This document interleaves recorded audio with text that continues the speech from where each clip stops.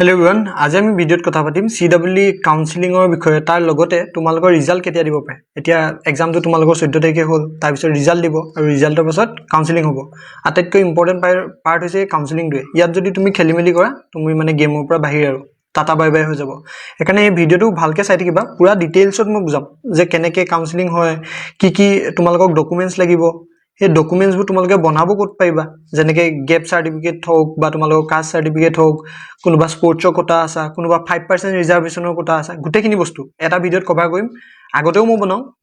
তেতিয়া বহুতৰ হেল্প হয় নহবা বহুতে কি কৰে মিস্টেক কৰি দিয়ে আৰু এই মিস্টেক কৰাৰ পিছত তুমি কাউন্সেলিংৰ পৰা টাটা বাই বাই হৈ যাবা তো ভিডিওটো ভালকে চাবা আৰু যদি নতুন হয় সাবস্ক্ৰাইব কৰিবলৈ নাপাহৰিবা ঠিক আছে এটা আমি ভিডিওটো স্টাৰ্ট কৰো প্ৰথমটো হল তোমালকে কলেজ কেখন আছে হেতুটো জানিব লাগিব বহুতে তেলে কলেজ কোড কি ব্ৰাঞ্চ আছে হেতু গম নাপায় কিছুমানে হুৰি থাকে দাদা গোলাঘাটত ইলেক্ট্ৰনিক্স পাম নেকি কিন্তু গোলাঘাট ইঞ্জিনিয়াৰিং কলেজত ইলেক্ট্ৰনিক্স নাই তে এইচি পৰা যদি স্টাৰ্ট কৰা এইচি তোমাৰ টোটাল 8টা ব্ৰাঞ্চ আছে আৰু 8টা ব্ৰাঞ্চ টোটাল মিলাই সিট কিমান আছে 420 তাৰপা যোৰহাট ইঞ্জিনিয়াৰিং কলেজত কেটা ব্ৰাঞ্চ আছে 5টা টোটাল সিট 315টা তো তাৰ ভিতৰত তোমালোকক এটাহে লাগে পাই যাবা তাৰপিছত জিষ্টত তোমাৰ আছে 240 ব্ৰাঞ্চ কেটা আছে 4টা বিনেশ্বৰ ব্ৰহ্মাত 4টা ব্ৰাঞ্চ টোটাল সিট 240 তাৰপিছত বৰাক ভেলিত 4টা ব্ৰাঞ্চ 240 তেনেকে কম্পিউটাৰ সায়েন্স কোড আছে বৰাক ভেলিত আছে তাৰপৰা তোমাৰ জেইচিত আছে আৰু এইচিত আছে এইচি কোড এইচি আৰু এখনত আছে ধেমাজি ইঞ্জিনিয়াৰিং কলেজ মানে এই চাৰিখনতে তোমাৰ কম্পিউটাৰ সায়েন্স আছে কম্পিউটাৰৰ যেটো হাইটটো তোমালোকৰ বহুত বেছি যে কম্পিউটাৰ সায়েন্স লাগে তো এই চাৰিখন কলেজতে পাবা আৰু বাকি যোনটো ইলেক্ট্ৰনিক্সৰ কথা যদি ক'বলৈ যাওঁ হেতু আছে তোমাৰ বৰাক ভেলিত তাৰ পিছত আছে জিষ্টত আৰু তাৰপৰা আছে এইচিত অকল তিনিখন কলেজত তুমি ইসি পাবা আৰু বাকি যদি বেলেগ যদি লাগে ইউনিভাৰ্সিটি যেনেকৈ ডিব্ৰুগড় ইউনিভাৰ্সিটি আৰু আমাৰ গুৱাহাটী ইউনিভাৰ্সিটি তাতো পাই যাবা এতিয়া আমি মেইন পইণ্টলৈ এইটো পইণ্ট আটাইতকৈ ইম্পৰ্টেন্ট কেলে হয় গম পানে তোমালোকে এতিয়া ভাবি আছে এইটো লম হেতু লম কিন্তু তোমালোকৰ এই সাবজেক্ট কিটা ৰিকোয়াৰমেন্ট আছে নে নাই যদি তোমাৰ নাই তুমি এইকিটা সাবজেক্ট লবই নোৱাৰিবা তুমি PCM ত তোমাক লাগিব মিনিমাম যদি তুমি আদাৰ ক্যাটাগৰী 40% হয় আৰু জেনাৰেলৰ কাৰণে হেতু 45% হয় PCM এই গুটে সাবজেক্ট তিনটা এগ্ৰিগেট মিলাই মিলি তোমাক 45% ফৰ জেনাৰেল বাকি গিটাৰ 40% তেতিয়া কি লব পাৰিবা সিভিল মেকানিক্যাল কেমিক্যাল মানে কোৰ যোন গিটা ব্ৰাঞ্চ আছে এই গিটাৰ কাৰণে তোমাক PCM লাগিবই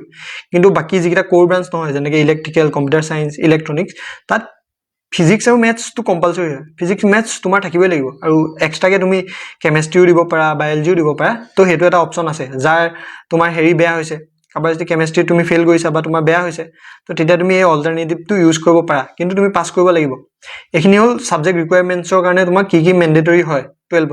এতিয়া অকমান বুজি লওঁ আহা ডকুমেন্টছত যোৱাৰ আগতে আমি অকমান বুজি লওঁ যে কাউন্সেলিংটো হয় কেনেকৈ বা প্ৰিফাৰেন্স তোমালে কেনে দিবা এই প্ৰিফাৰেন্সৰ খেলটো বহুত ইম্পৰ্টেন্ট হয় তে হেতু বেসিছতে তুমি সিট পাবা তো এটো বুজাটো মানে বহুত ইম্পৰ্টেন্ট হয় এটা ফাৰ্স্ট তোমালে তুমি এতিয়া প্ৰিফাৰেন্স যদি দিয়া হেতু বেসিছত কাউন্সেলিংটো সিস্টেমত হয় কেনেকৈ এটা চাবা তুমি তোমাৰ মই ধৰা ধৰিছো তোমাৰ ৰেংকটো হৈছে 500 বা 700 এখিনি ৰেঞ্জত আছে আৰু তুমি প্ৰিফাৰেন্স দিছা প্ৰথমটো ACCSE তাৰপা AC সিভিল মেকানিক্যাল JCCSE এনেকৈ দিছা তো তোমাৰ সিস্টেমত কেনেকৈ আহিব বস্তুটো ওপৰৰ পৰা চাই আহিব যে তোমাৰ এই ৰেংকটো হিচাপত এই কলেজৰ এই ব্ৰাঞ্চটো খালি আছে নে নাই যদি প্ৰথম চাব ACCSE 5 ৰেংকত সিট খালি আছে নে নাই যদি আছে তুমি ফাৰ্স্ট কাউন্সেলিংতে এটোত মানে সিটটো পাই যাবা তোমাৰ কাৰণে এলট হৈ যাব পিছত তুমি আকৌ নবহিলেও হয় কাউন্সেলিংত তাৰ পিছত নেক্সট আকৌ তোমাৰ যদি ফাৰ্স্ট মানে আকৌ যদি চাব যদি 5 ৰেংকত এটো সিট খালি নাই তেন্তে তললে আহি যাব সিভিলত 5 ৰেংকত সিট খালি আছে নে যদি নাই আকৌ তললে আহিব তো ওপৰৰ পৰা তললে আহে মানে কাউন্সেলিংৰ বস্তুটো ওপৰৰ পৰা তললে আহি চাই আহি থাকিব এতিয়া যদি তুমি এটা খেলা বলে কৰি দিলা তুমি কি কৰিলা তোমাক যোনটো ব্ৰাঞ্চ নালাগে তুমি বলে এতিয়া ধেমাজি CSE টো একদম ফাৰ্স্টত থৈ দিলা আৰু লাষ্টত থৈছা একেবাৰে তুমি JCCSE তো এতিয়া তোমাৰ ৰেংকৰ বেসিছত প্ৰথমতে আহিয়েটো তুমি ধেমাজি CSE পাই যাবা তো পিছলে আকৌ কাউন্সেলিং হলে তোমাৰ হে উপপা আহিবলে তো জাগাই নথাকিব হয় না তুমি ধেমাজি CSE তোমাৰ ফাৰ্স্ট প্ৰিফাৰেন্স হেতু হিচাপত পাই গলা তো পিছলে যোৱা একো অৰ্থ নথাকিব হেকানে যেতিয়া তুমি প্ৰিফাৰেন্স দিয়া এটা মনত ৰাখিবা যোনখন কলেজ তোমাক ফাৰ্স্ট লাগে এই ফাৰ্স্ট লগা কলেজখনৰ ফাৰ্স্ট ব্ৰাঞ্চটো একদম প্ৰথম দিবা তাৰ পিছত এনেকৈ সিৰিয়ালি আহি থাকিবা কলেজ ওয়াইজ যেনেকৈ AC JC জিষ্ট এনেকৈ সিৰিয়ালি তুমি ব্ৰাঞ্চ ওয়াইজ দি থাকিব পাৰা তেতিয়া তোমাৰ মানে খেলিমেলি নালাগে এটো হৈছে প্ৰিফাৰেন্স দিয়াৰ এটা স্টাইল তুমি এইটো ফ'ল' কৰিব পাৰা এতিয়া আমি মেইন টপিকটোলৈ যাওঁ ইয়াৰ প্ৰিফাৰেঞ্চৰ যদি আৰু এটা পুৰা ডিটেইলছ ভিডিঅ' লাগে যে কেনেকৈ দিলে ভাল হয় কোনটো হিচাপত দিলে ভাল হয় তোমালোকে কমেণ্ট কৰিবা মই সেইটো ওপৰতো ভিডিঅ' এটা বনাবলৈ চেষ্টা কৰিম এতিয়া চাওঁ ডকুমেণ্টছ কি কি লাগে এইটো আটাইতকৈ ইম্পৰ্টেণ্ট হয় ডকুমেণ্ট যদি নাই তুমি বাই বাই আৰু ইয়াত তোমাৰ লাভ নাই প্ৰথমটো হ'ল এইখিনিতো আছেই চাগে চবৰে হয় নাই তোমালোকৰ পাৰ্মানেণ্ট PRC লাগিব বুলি মই কৈছিলোঁ চেণ্ট্ৰেল গভৰ্ণমেণ্ট যোনখিনি এমপ্লয় হয় তাহাঁতৰ কাৰণে বেলেগ এটা অপশ্যনো আছে কিন্তু PRCখন মেণ্ডেটৰী হয় তাৰপিছত আহিলে তুমি যদি ST SC হয় তেন্তে তুমি কাষ্ট চাৰ্টিফিকেট দিব লাগিব যদি OBC হয় NCL লাগিব আকৌ NCL যদি নাই তুমি OBC নহয় ঠিক আছে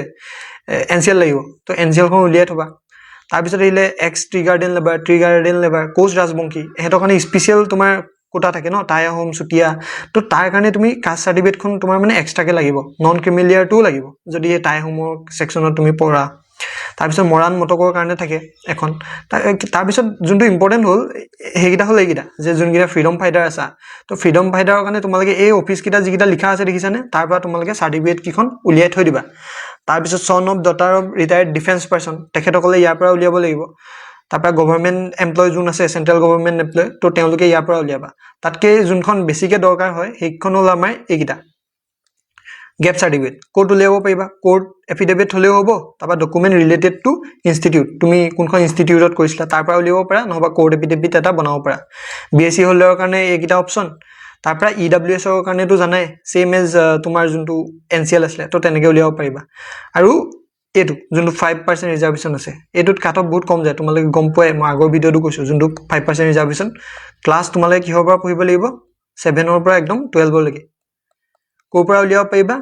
তোমালোকৰ যোনখন স্কুলত পঢ়িছিলা তাৰ যোনজন হেড আছে তেখেতে উলিয়াই দিব তাৰ লগতে আমাৰ যোনখন স্কুলৰ এজন IAS থাকে ন স্কুল ইনস্পেক্টৰ তো তেখেতৰ পৰা চাইন আনি গ'লে তুমি এলিজিবল হৈ যাবা যোনটো 5% ৰিজাৰ্ভেশ্যন আছে এইটো কৰি ল'বা যাৰ 5% ৰিজাৰ্ভেশ্যন আছে ইউজ ইট বহুত সহায় পাবা তো এইকেইটা হ'ল মেইন ডকুমেণ্টছ ৰিকুৱাৰমেণ্ট আৰু তোমালোকে এইকেইটা ক'ৰ পৰা উলিয়াব পাৰিবা এতিয়া যাৰ স্পৰ্টছ কোটা থাকে ন স্পৰ্টছ কোটাৰো বহুতকেইটা অপশ্যন থাকে এতিয়া তাৰ এটা থাকে আমাৰ NCC তো NCC তোমালোকৰ এনেকৈ চাৰ্টিফিকেট দিয়ে সেই হিচাপে তোমালোকে NCC কোটা বেছি চিট নাথাকে আৰু যিকেইটা থাকে এই যাৰ এনেকুৱাবোৰ চাৰ্টিফিকেট আছে সেইখিনি আগতে তোমালোকে উলিয়াই ল'বা ৰেছপেক্টিভ যোনটো তোমাৰ ইনষ্টিটিউশ্যন আছে তাৰ পৰা এইকেইটা উলিয়াই ল'বা নেক্সট আহিলে স্পৰ্টছ কোটাৰ যোনকেইটা থাকে ন মেডেল অলিম্পিক বা নেশ্যনেল খেলিছা এছিয়ান গেমছ খেলিছা তোমালোকৰ কাৰণেও এটা ৰিজাৰ্ভেশ্যন থাকে তো এইখিনি গোটেই ডিটেইলছত মৰা আছে তোমালোকে যোনটো ল'ব পাৰা এইখিনি অফিচিয়েল ছাইট হয় সেইকাৰণে you can refer to this আৰু এইখিনিয়ে মেইনলি বস্তু হয় যিটো তোমাক ডকুমেণ্টছ লাগে বা ক'ৰ পৰা উলিয়াবা লগতে কাউন্সেলিং কেনেকৈ হয় প্ৰিফাৰেঞ্চ কেনেকৈ দিয়ে ব্ৰাঞ্চৰ চিষ্টেমটো কি এলিজিবিলিটি কি কোনখন কলেজত কি ব্ৰাঞ্চ আছে গোটেইখিনি ভিডিঅ' বনাই দিলোঁ তোমালোকে বিচাৰি আছিলা তো আজকালি ইতনা হি আৰু কি লাগে তোমালোকে জনাবা লগ পাম নেক্সট ভিডিঅ'ত